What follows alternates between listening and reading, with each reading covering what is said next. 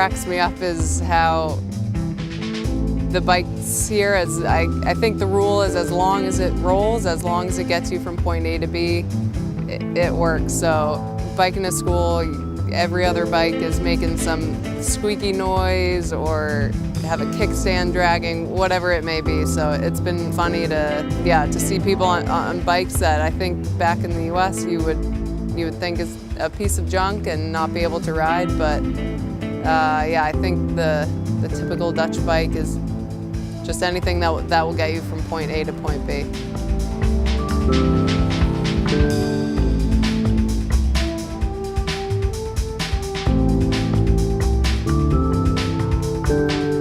I think the thing about biking in Dutch culture is how universal it is. You see people of all ages biking.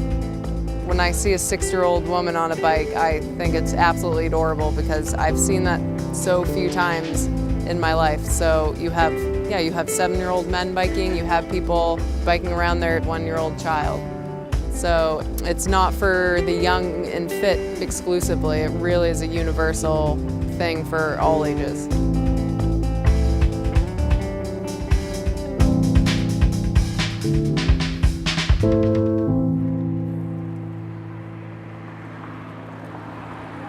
I think a lot of the Dutch don't realize how special of a bike culture they have, or how important it can be in your everyday life. But I think it really does transform a society.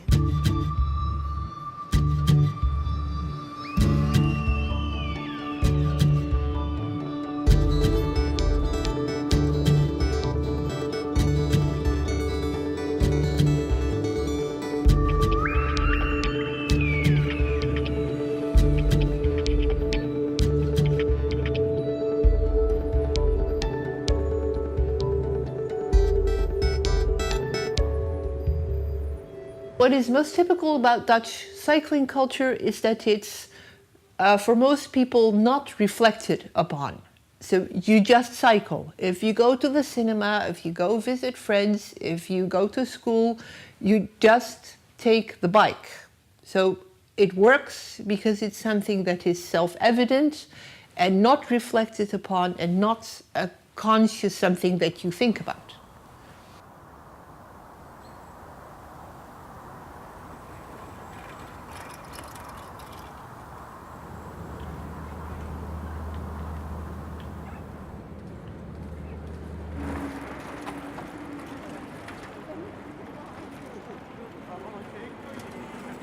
Ik vind het zelf wel fijn dat we zoveel kunnen fietsen. En ik merk vooral als ik op vakantie ben dat er andere mensen dat er eigenlijk weinig fietsen zijn. Maar ik ben er niet heel bewust mee bezig dat ik het super speciaal vind. Omdat je er eigenlijk gewoon een beetje mee geboren en getogen wordt hier op een fiets. Iedereen heeft wel minimaal 1 fiets. Volgens mij zijn er ook meer fietsen dan mensen in Nederland. He's absolutely right. The Netherlands has 17 million inhabitants and they own a whopping 22 million bicycles, a statistic the Dutch are really rather proud of. On average, a Dutch person cycles around 1,000 kilometres each year, and adolescents cover twice that distance. In fact, more than 25% of all trips are by bike, while in some Dutch cities, this increases to over 60%.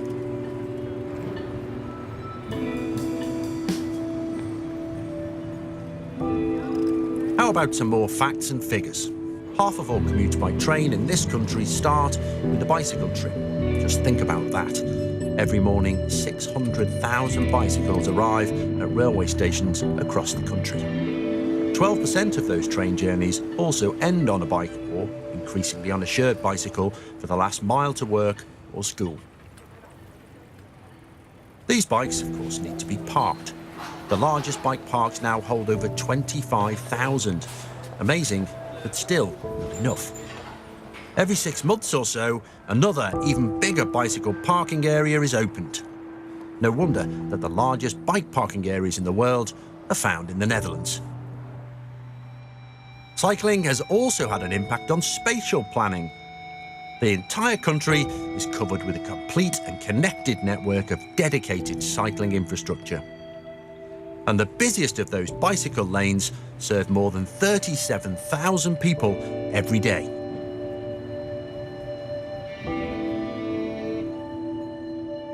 But just why do so many of the Dutch opt for the bicycle by default? And what does this mean for everyday life?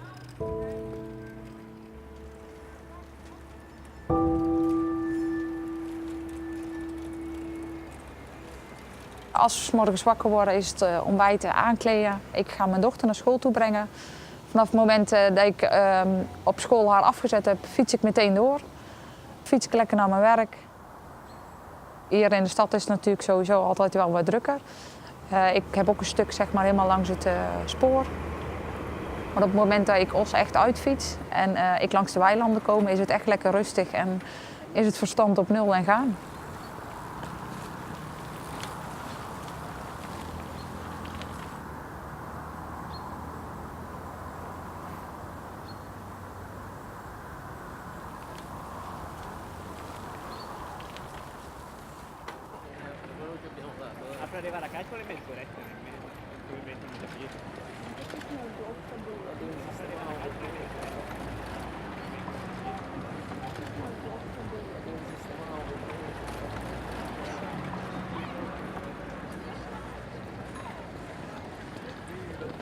Dat is natuurlijk ook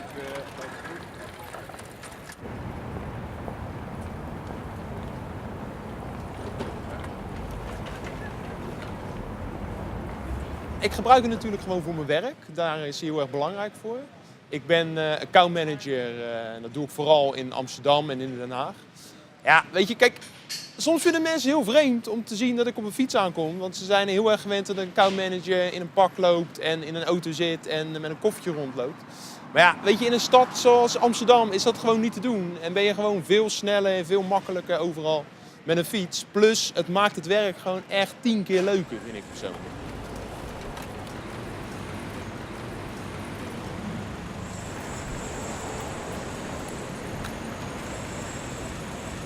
Ja, je hebt gewoon ontzettend veel vrijheid. Je bent buiten, je bent snel, je kan snel schakelen.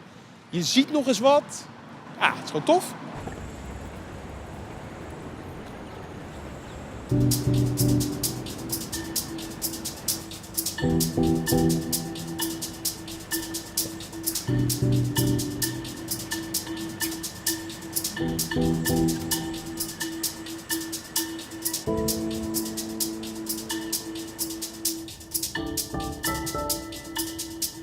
The Dutch and cycling. It might not be in their genes, but it's certainly become a central part of their culture. There seems to be an unconscious awareness of the bicycle in everybody's mind, and that doesn't just go for cyclists. Pedestrians, people driving cars or using public transport, they all interact with bikes as part of their everyday life. It's almost as if Dutch cyclists are impervious to any and all weather.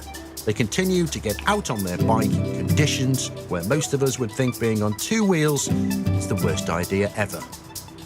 But they'll soldier on, or rather pedal on, regardless, perfectly confident they'll reach their destination in the end and in one piece.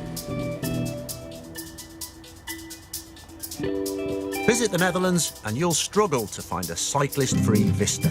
They're everywhere, smack in the bustling city centres, in the smallest hamlets and everywhere in between. On all types of road, from smooth tarmacked cycle highways to cobbled village streets and unpaved rural lanes. Day or night, pedalling doggedly to get wherever they want to go, to do whatever needs to be done. Like any mode of transport, bicycles carry loads, and sometimes not just the rider. For the short period when Dutch kids don't yet cycle themselves, parents simply give their offspring a lift. And it's not just children that get ferried about. The Dutch and their bikes, inseparable, incorrigible. Most Dutch start cycling as toddlers and keep on doing so until the very end. Cycling here is truly mainstream. But is it really only a matter of convenience? Or is there more than meets the eye? Cycling for me personally, it's an important mode of transport. My own commute is cycling. That's because I live at cycling distance from work. But that is not a coincidence. That is why I live there. And I know that cycling is a fast, reliable means of transport, especially if you compare it to car use, but also public transport use in a dense area as the Randstad area or Amsterdam in the Netherlands. Cycling is a very effective way of transporting. So it's not only socially desirable behavior, but it's also a very rational choice for me. When I would calculate the benefits for me personally of cycling compared to taking other modes of transport, the result would be very positive. The fixed cost of owning a car, if you compare that to the fixed cost of owning a bicycle, yeah, it's immense. You could buy a new bicycle, I think, every 2 months, and that is not the cheapest type of bicycle. But also the time gains that I have as a cyclist, for me, are important. As an economist, I can express that in money. That is what we call the value of time. The value of time is the value that we attribute to time gains in, for instance, transportation. It's not a constant, but we know more or less what the average is, and the average value in the Netherlands, for instance, is around 10 euros per hour. Now, if I know that driving by car, looking for a parking place, if I compare that to the fast and certain ride that I have as a cyclist, it's really cheaper for me to cycle. So if we calculate what the value to the Dutch society is of having cycling and having at this scale, we can find enormous sums of money. And that has to do with the fact that cycling, it's not only for the person, him or herself, cheaper, but also for society. Let's say the amount of space that we need to transport a car from A to B versus the space that the cycle occupies, it makes the supply of infrastructure capacity a lot lower for cyclists than for car travelers. But also the health benefits has an important societal aspect that has to do with the insurance premiums for health safety, but also the value that people themselves attach to, well, being healthier and being safer.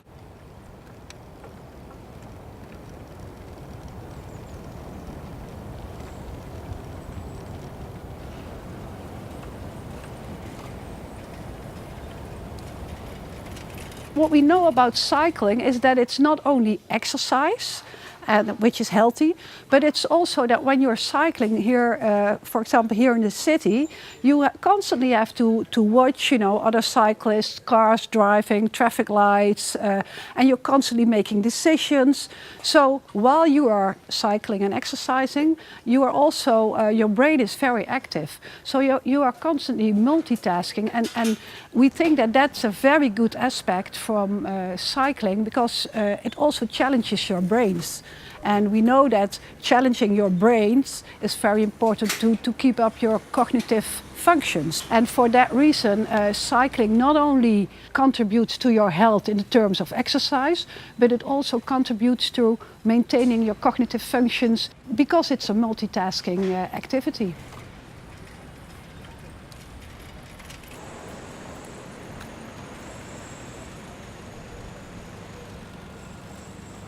Normally when I'm cycling from work, half an hour cycling really helps me take out my thoughts from busy things happening, and I clear my thoughts, and I see it as very good meditation therapy.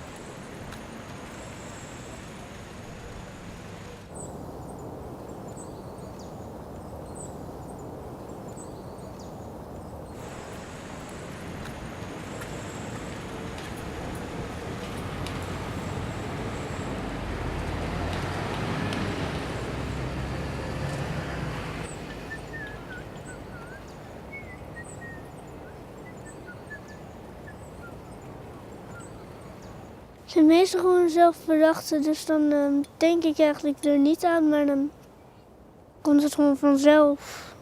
Ik fluit dan en dan gaat vanzelf de melodie. Op de fiets doe ik het vaak, omdat ik dan vrolijk ben. Misschien, ik heb geen idee.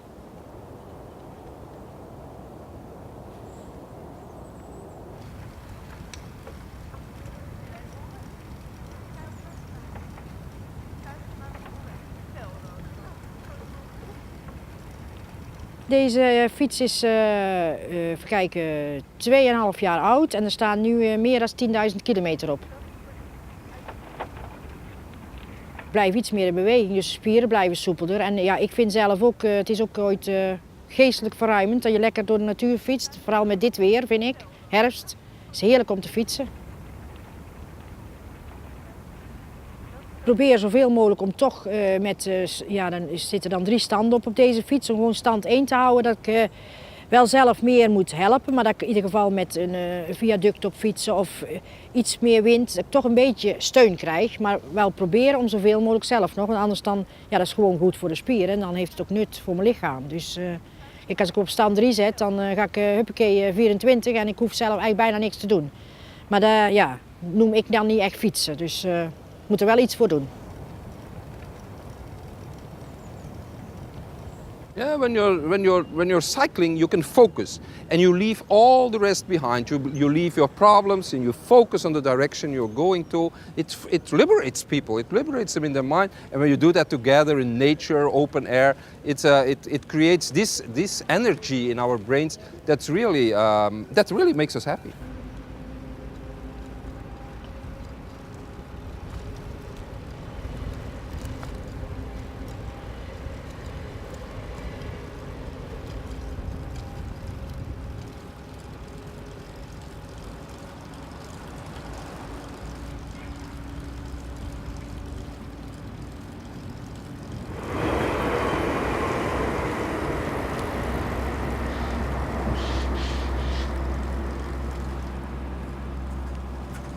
Als ik fiets naar mijn werk, dan merk ik dat ik, als ik om 9 uur bijvoorbeeld moet vergaderen of iets moet doen, dat ik een stuk actiever en frisser ben dan als ik in de trein of in de auto stil heb gezeten.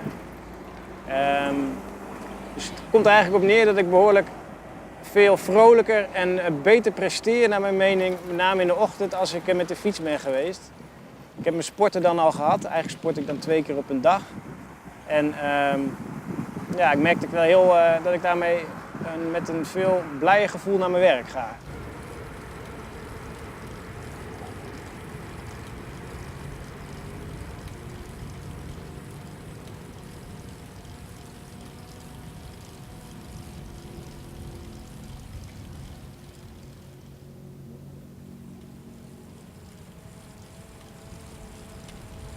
Nou, vitaliteit is natuurlijk heel belangrijk bij medewerkers.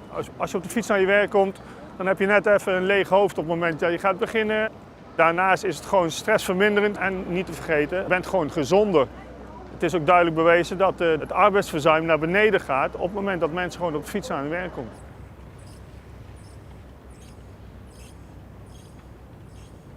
Well, cycling is a great way to exercise, to be active, and great to move from A to B and use your bike, have the feeling of freedom, and at the same time it's a very good activity for your health. So that's very important. And besides of that, it's a wonderful way to create ideas, to become creative. It has been shown for many people a very great way to have your creativity come to the surface.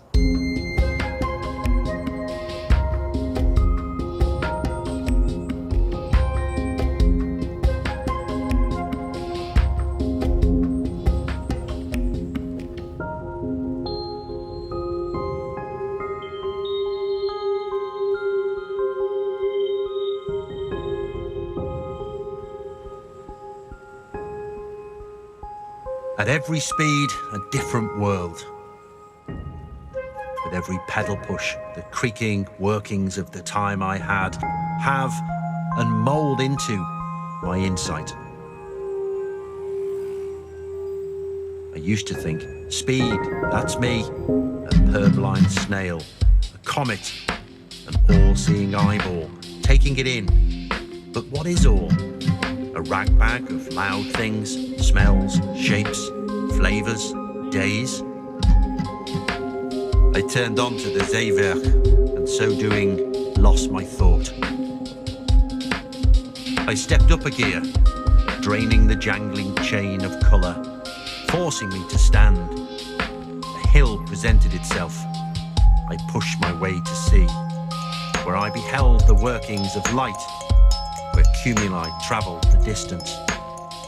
Took time to dismount, to stand still, to think speeds and observation with your eyes closed.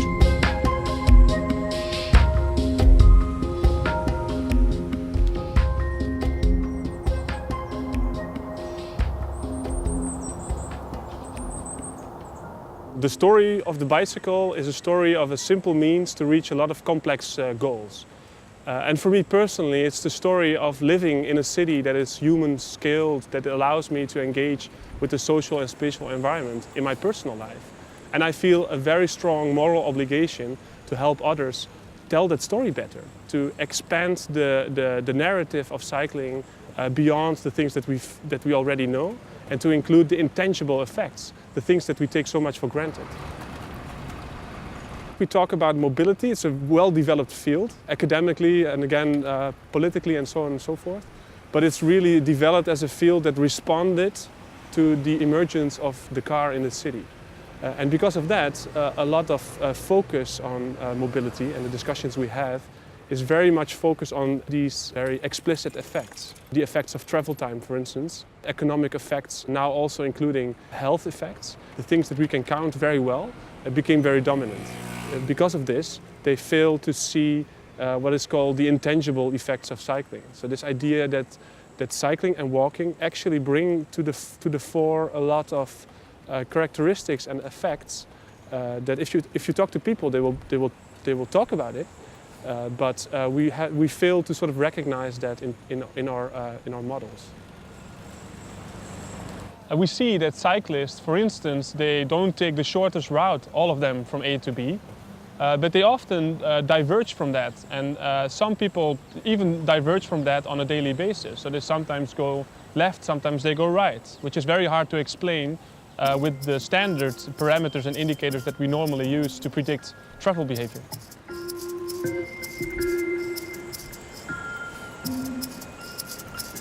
So we know that cycling is central to the Netherlands, but we don't know very much about the act of cycling. For a long time, we had little or no clue how cyclists navigated. But thanks to new technology, we are now able to look into the behaviour of cyclists in greater detail. Most people in the Netherlands own a smartphone, so it was easy to ask them to share the data on their cycling behaviour. When the results were first presented to a local municipality, the officials thought the data had to be wrong. For how was it possible that cyclists ignored their beautifully paved, 4-metre wide, well-lit cycle paths? And why did cyclists show up on congested roads, mingling precariously with traffic? On closer inspection, it appeared that the accommodating road was, well, rather boring, whereas the other route offered an exhilarating experience. The gathered data clearly pointed to the conclusion that choices were being governed much more by the senses than the coldly logical plans of traffic designers. In fact, the behaviour of cyclists has always been prone to speculation. Popular belief is that cyclists simply ignore all the traffic rules. Yet at the same time, data showed the number of accidents is surprisingly low. It's almost as if cyclists behave like a flock of starlings that fly and swirl like a single organism, without a leader or a plan, and, more importantly, without any collisions. When seen from above, it looks like a highly choreographed performance. How is that possible? Well, cyclists use all their senses as input for their choices. They feel happy mingling in crowded areas. If they could, they'd go with a minimum of safety measurements and traffic signs. This is because cyclists are in direct communication with their fellow cyclists, and so are able to interpret barely noticeable body movements and facial expressions of those around them, and decide in a split second who needs right of way in the situation at hand.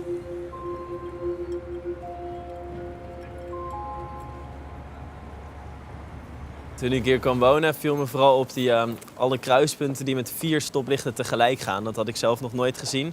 En op de een of andere manier merkte ik na wat wennen dat het eigenlijk best wel snel goed ging. Eigenlijk is dat wel een heel raar concept, omdat mensen gaan zo. Iedereen gaat alle kanten op. Maar op de een of andere manier, als je dat vaker doet, dan anticipeer je soort van op dat je even moet remmen of iets sneller moet, zodat je niet tegen mensen aanbotst. En je anticipeert op andere fietsers dat ze oversteken en dan kijk je elkaar even aan en je geeft geen knikje, maar toch heb je het idee van oké, ik weet dat ik even iets moet remmen, ik weet dat ik iets moet doorfietsen en iedereen die let wel een beetje op links, een beetje op rechts. En het is nog nooit in 1,5 jaar tijd fout gaan en dat vind ik ook best wel bijzonder. More often than not, people assume that in the Netherlands people cycle more frequently because of the good infrastructure. But coming from a more traditional background and someone who started cycling here for the very first time in her adult life, I experienced that it's a bit more than that. It also relates to the culture of mutual shared respect, but also the culture of trust among the users of the infrastructure. So for example, when I travel with my daughter in a cargo bike, which takes a lot of space, I trust that my fellow cyclists would adapt to the slow pace. And I know that they would be accommodating, they would anticipate my maneuvering, and they would react or respond compassionately. And the same goes for the car users. I also have this shared trust that they would show tolerance and even wait until we cross the road, even if when the lights turn green for them.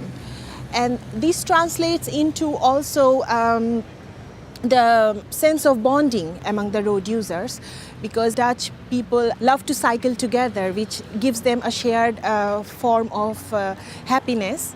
And most importantly, it gives them the sense of freedom, the freedom of choice, the freedom of movement. It might sound a bit cliche and intangible, but I feel that this culture of trust, bonding, and overall freedom makes cycling enjoyable in the Netherlands.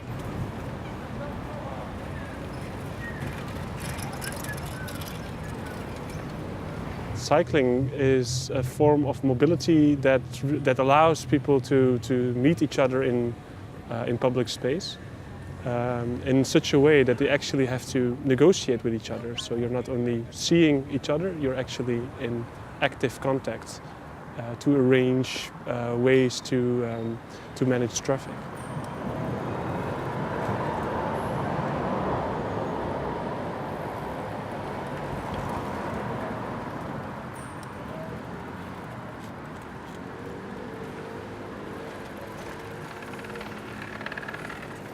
You can only cycle when you trust each other. I mean, if I meet another cyclist, he comes from right, we look at each other and I say, will he give me way or should I give him way? And you nod and you smile and then you know. So you have to have a social interaction with each other to have a good cycling system.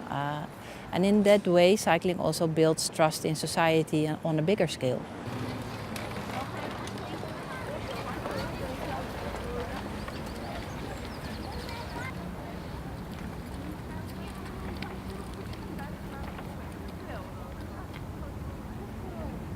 Dutch children are the happiest children in the world just because they can go farther and farther from their house. Not just stick to the house, but they feel free to do this with friends and to do this in an autonomous way. Parents support them. They say, okay, we believe in you, we leave you. And this is the best education you can give. Now, in this way, cycling is a good metaphor for a good education.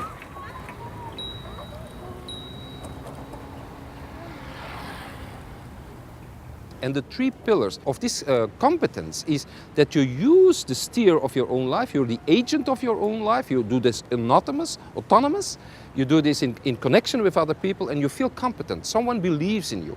When parents teach their children how to ride a bike, they give a perfect education because they leave them, they go, they say this is your direction and we go.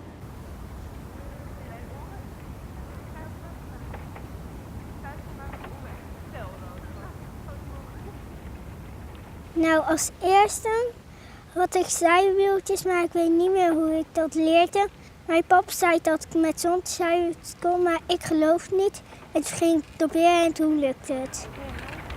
Soms fietsen we gewoon een rondje als het mooi weer is. En soms gaan we dan gewoon fietsen. Gewoon een eindje fietsen.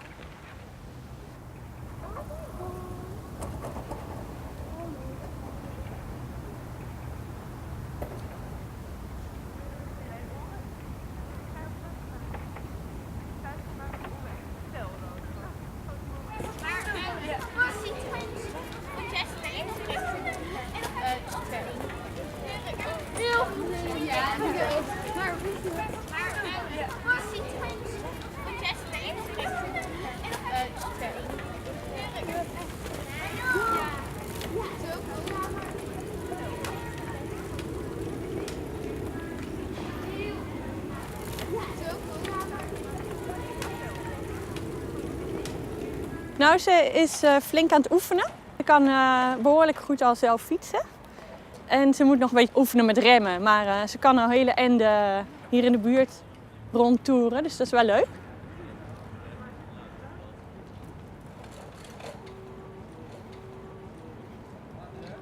Ik vind het zelf wel een beetje spannend. Maar ik vind wel dat ze het moet gaan kunnen natuurlijk. En dat ze gewoon, als ze wat groter is, zelf naar vriendjes kan fietsen. En ja, het is gewoon wel super tof als zij zelf kan fietsen. En ik denk dat we in de zomer ook wel echt de brug over kunnen samen. Dat ze echt naar Nijmegen kan fietsen.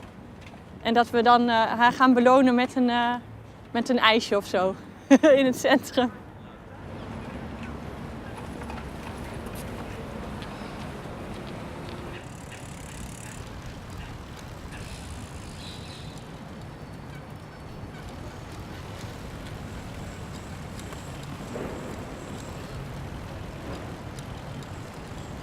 Op de fiets heb ik veel meer vrijheid voor mijn gevoel. En ik kan weten waar ik naartoe ga, weten hoe laat ik waar ben, weten hoe laat ik waar wegga.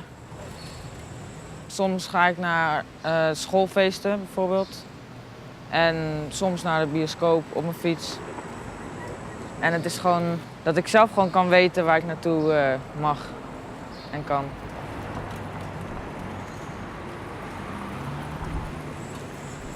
What makes us feel happy, right? So we traditionally think, psychologists think it has to do with your relation with others. It has to do with health. It has to do with how much money you have. But very few have ever thought of the possibility that it has to do with our freedom to move around. And we know that Dutch adolescents are extremely happy in particular. And one thing that came to my mind was it might have to do with the possibility they have to move around easily with a bike. It could be that biking gives them the possibility to cover a kind of natural area, a social area, hunting area, that fits with their social needs, right? So you could imagine that babies or small toddlers have a kind of social area that could be 5 feet away from their parents. But adolescents, possibly, for adolescents this could be the city. How could you cover the city better than with a bike? It gives them the possibility to explore their own social networks, people they like, people they don't like. They can stay away, they can kiss their girlfriend behind a church. Everything is possible with your bike, and you know that you can be quickly home at 7 o'clock if you have to.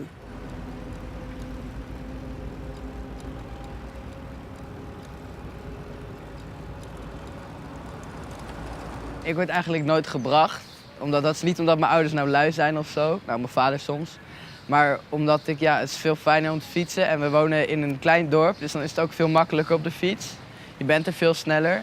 En ik ga eigenlijk naar alles toe. Naar voetbal, naar school.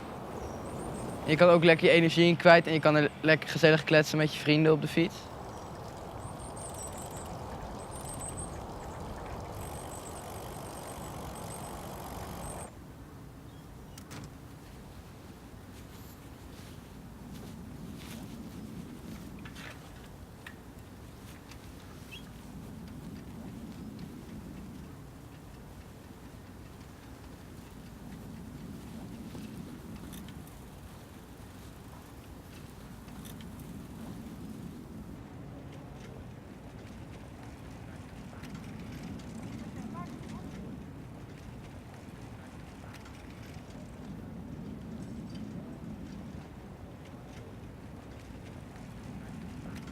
Merel komt mij ophalen bij mijn huis en dan fietsen we naar de volgende vriendin.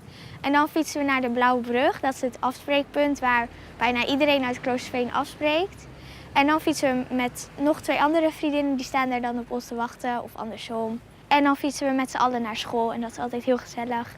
En ja, soms dan is het ook wel iets te gezellig en dan vallen we helemaal in de slappe lach en dan is het allemaal heel grappig en zo. En dan, ja, soms komen we ook wel eens te laat dan, maar dat maakt dan niet uit, want het was dan alsnog wel heel gezellig.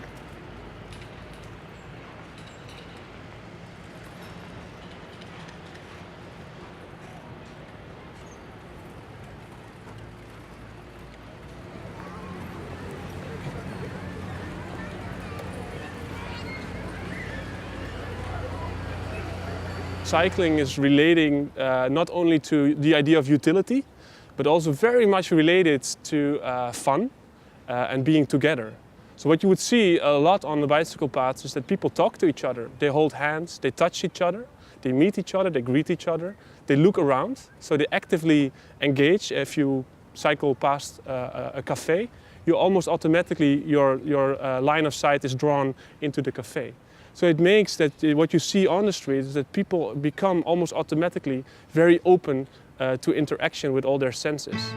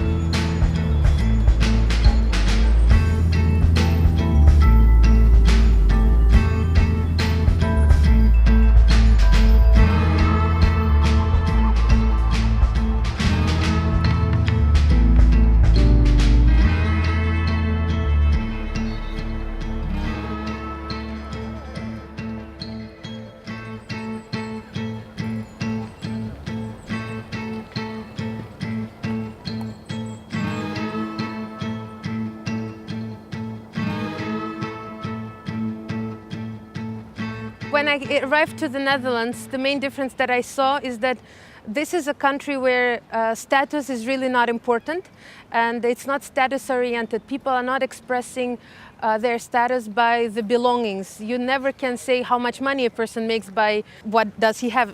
People have very fancy bikes in their house and then they have a regular €50 Oma Fiets fourth-hand bicycle for cycling around the city.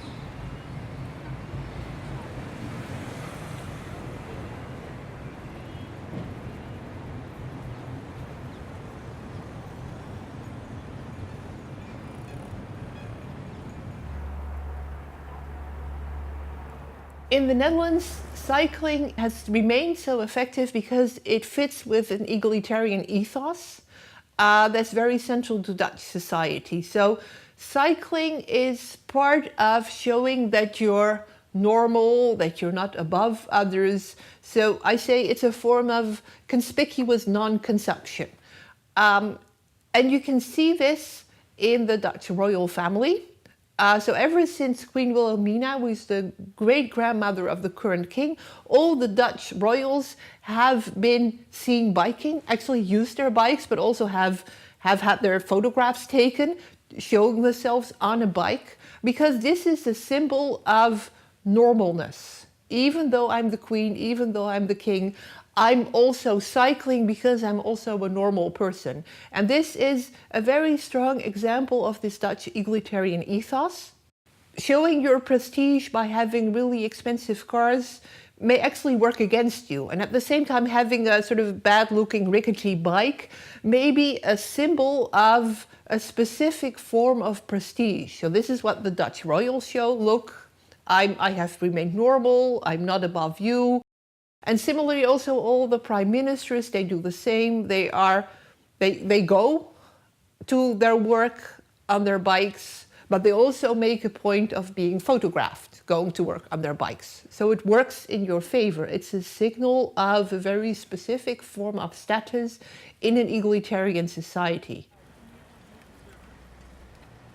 In social science research, there have been a number of indicators showing that egalitarianism, so a fairly equal distribution of income, tends to lead to an increase in welfare in society as a whole. For instance, there's a famous study by Wilson and Piquet, two epidemiologists, showing that egalitarianism means better health and better welfare for everybody in society, including the richer people.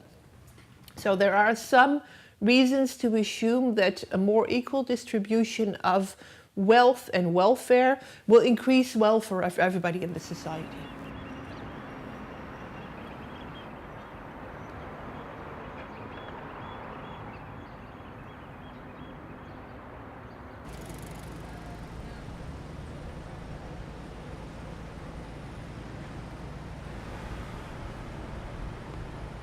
Mijn fiets is echt een beetje mijn alles. Omdat ik met de jongens, weet je, normaal ben je wel met de auto, ben je constant in de weer. Maar met de fiets ben je wat dichter bij de mens. Ze zitten voor en achter. Eigenlijk de voorste die kan al lang niet meer voor, maar het is gewoon te gezellig. En fietsen brengt toch wel, ja, wat ik zei, dichter bij de mens. Je maakt gesprekken met mensen, je komt elkaar tegen. Maar ook, mijn kinderen zijn heel sociaal. Dus het is eigenlijk aan de lopende band zijn ze aan het zwaaien naar mensen of dingen aan het roepen van hé meneer. En dat maakt het allemaal laagdrempelig om elkaar te spreken. En vaak kom je wel eens mensen tegen die je in een normale leven niet eens tegen zou komen of niet eens een gesprek zou aangaan. Zoals bijvoorbeeld een persoon, ongeveer 50 jaar, een oudere man, met een pak, weet je, die je normaal niet eens zou willen aanspreken, maar die dan met de kinderen lacht. En voor je het weet sta je stil en heb je een gesprekje. En het gaat op een gegeven moment zo door, zo verder en zo diep dat je het over de huidige maatschappij en de verharding hebt. En dat zijn wel dingen waar ik echt gewoon een half uur voor zo kan blijven stilstaan. Met de kinderen zeurend van gaan we doorfietsen. Maar het is dan zo leuk dat je ook wel een binding hebt met elkaar. En dat, daar zorgt dan dit vervoermiddel dan voor. En dat is gewoon eigenlijk te gek.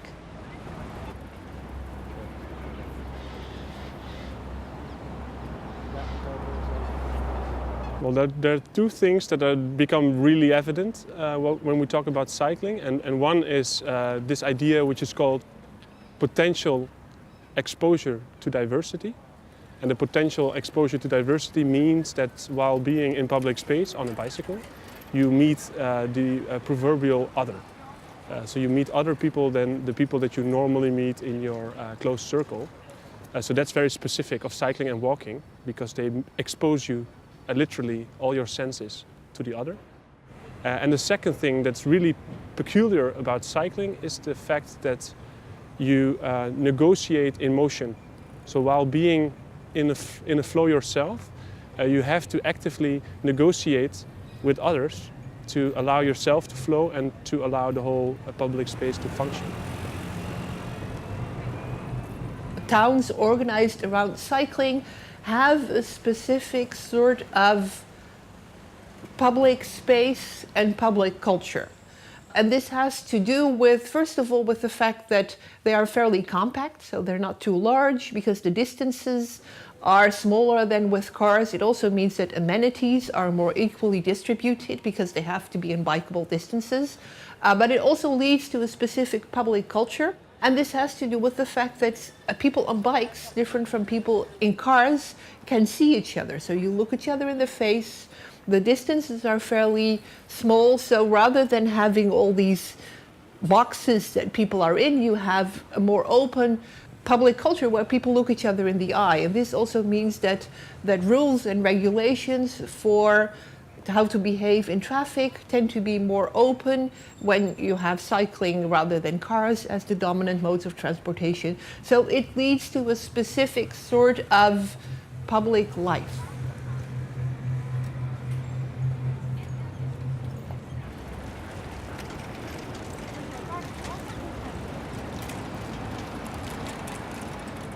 Well, there are two models, you might say. You have the open planning system of modern city planning and architecture, the functional city, in which buildings are freestanding in space, and you can walk around the buildings and admire them, the icons.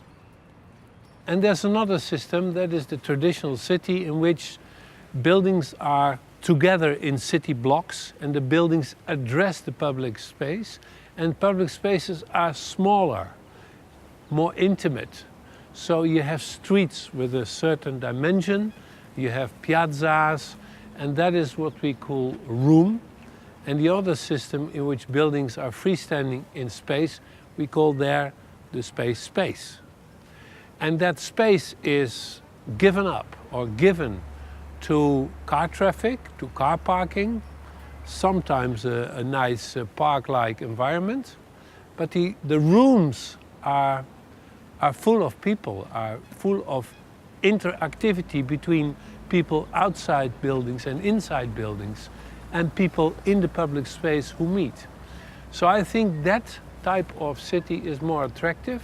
So if you can push the car out of the city grid, leave it at the edges and go walking further, it's an enormous advantage for health, for clean air, for interaction.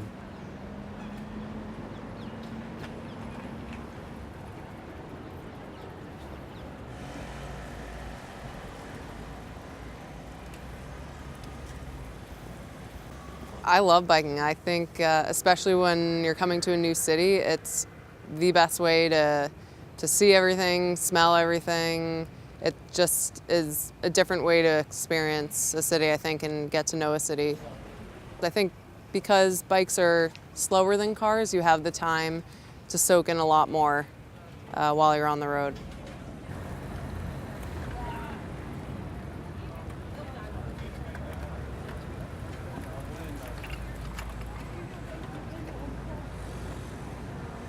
If you plan for the bicycle, the very wide streets that you have for cars and trams and so on, you don't need them. And by compressing the city, by making smaller public areas that are fit for bicycles and pedestrians, you can make the city more compact. So the footprint of buildings can grow and the public space can shrink.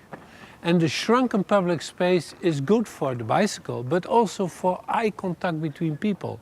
If someone walks there at less than 15 meters, I can recognize him or her. I can salute. I can make contact.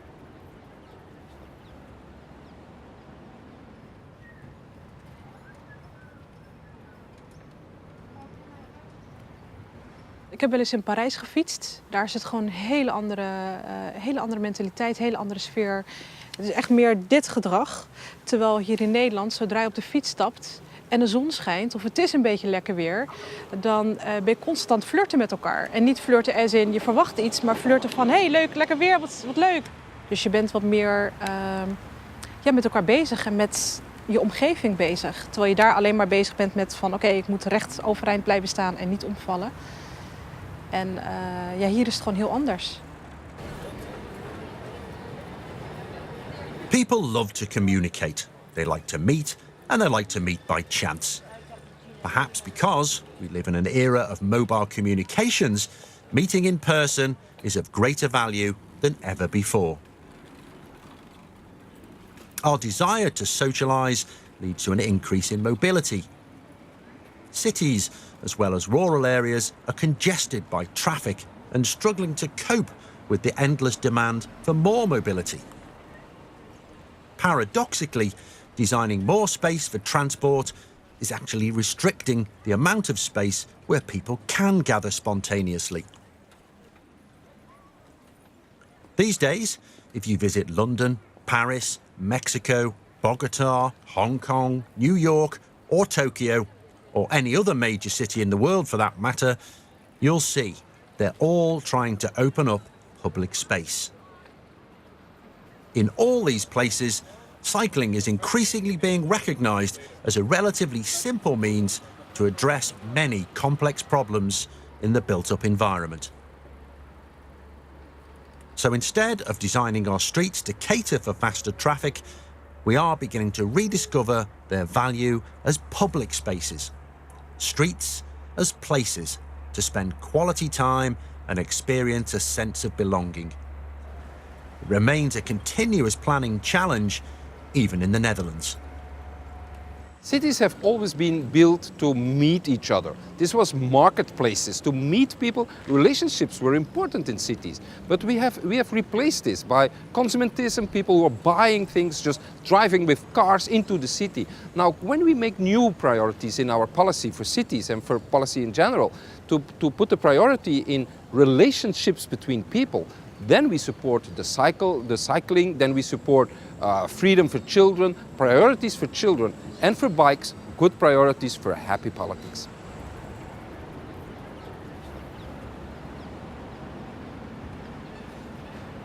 We should learn from this conversation that the way that we currently talk about transport is very systematic, instrumental, technical. It's about flow, it's about safety, it's about speed, and it's about time and money.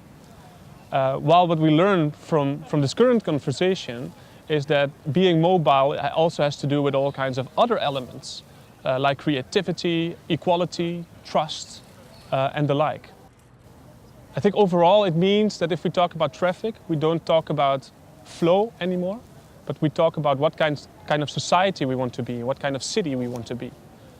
And if we manage to do that, we reclaim this conversation about traffic space and talk about public space. And we stop thinking about organizing interaction through external rules and embrace this idea of human interaction, eye contact, as a way to organize this space in our cities.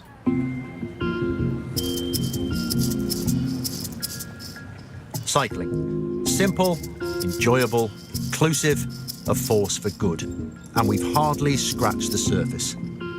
Thankfully, it's an activity that, when doing it, gives us the time and energy to come up with even more creative ideas. We hope that next time, when you pick up your bike, you'll think about why you cycle.